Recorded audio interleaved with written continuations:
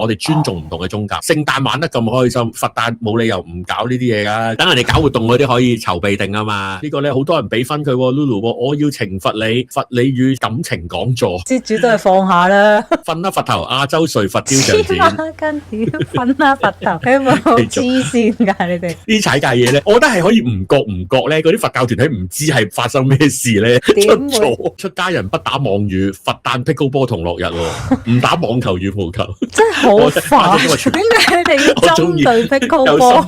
跟住就係獨坐是困倦乏味，佛法交友要打個心口喎，獨坐是無味，獨坐是困倦乏味，聽我講係喎。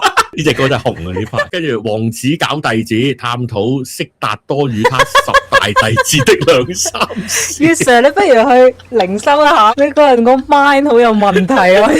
好啦，跟住呢個贏㗎啦，呢個贏㗎啦。Super Buddha， 爭性情與你探討出家人如何解決情慾與性需要。我有聽過喎，真係有呢啲㗎？我都唔知係真定係傳言，就話咧某一個宗教嘅神職人員咧，佢哋每朝都要食蜜瓜定係木瓜，話呢一個生果係可以令到你嘅需要減少嘅。木瓜，光就真係係木瓜，跟住原來話啊，屌個蜜瓜唔係攞嚟食㗎，你睇下個神父個窿㗎，個蜜瓜中間都講個神父啲仆街。